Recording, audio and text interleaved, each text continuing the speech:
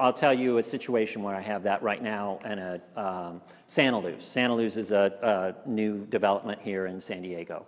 And I was hired by, in this case, I was actually referred by the real estate broker. So the real estate broker was working with my client and to purchase this land, showing him a bunch of lots all over.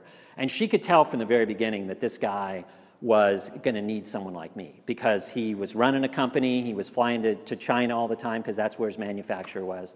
So even before he closed escrow, she sat him down and said, look, Craig, I think you need an owner's rep because I'm having a hard time just trying to get you to help buy this lot. You know, I've got a guy that basically can just help you through the whole process. And he can even help you. You should really hire him now before you even close escrow on your lot because he'll help you put your team together. And so that's what he did. So he hired me, and then the first thing that I did is talk to him about what I call collaborative construction, which is probably many of you guys practice this. If you don't, you probably think most everyone is going this way, which is the idea is you build your team first, right? I don't believe in going out and hiring an architect, having him draw plans, and then coming back and getting 3 prices from builders, right? That just doesn't work. And it doesn't work for lots of different reasons because the first thing is the architect is committed to a fixed price. And within that fixed price, they almost guaranteed have not been guaranteed to put together a full set of plans, right? The homeowner doesn't know that.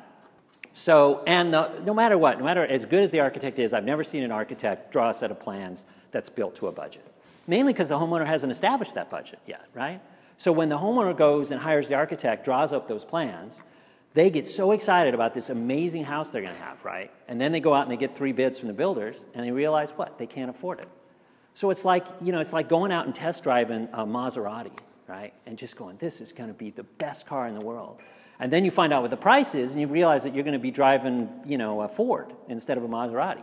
So from the very beginning, you're dealing with an owner who's upset, who's disappointed. You haven't even started to build a house yet. They may not even hired you yet, and they've already gotten that. So I go through that whole process. I have a little article I've written called A Better Way to Build, and I talk about all of these. So, and I can, at the end, if you guys are interested, give me your cards and I can send that to you. But, so I educate him from the beginning. So I sat down with Craig. I said, look, this is the way we're gonna go. We're gonna go out, we're gonna find our architect, our builder, our interior designer. We're gonna build this team within, let's say, 2 or 3 months after you close escrow on this lot.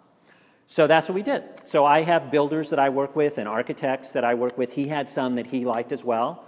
And we just set up interviews. He felt so much better having me at these interviews because I could know the questions to ask, to help him to, and then afterwards we talk about it. And so I helped him, and we picked an architect and a builder and an interior designer.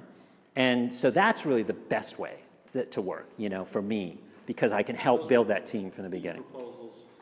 Right. Builder interviews. Right. Right. And again, now here again, this is why I work on an hourly basis, because I have no vested interest here. And I do as much or as little as the client needs me to do, you know. And I just tell my clients, I say, look, you know, you don't file your own taxes, right? I mean, you don't, if you got sued, you don't represent yourself in a court case, right? You're going to hire an attorney. But why do you think that you know how to build a custom home, you know? And a lot of them will say, well, I didn't know. I thought that that's what the architect and the builder does. And I said, no, you know, they have very specific roles, but they don't do what there's still a big role that you're going to have to play.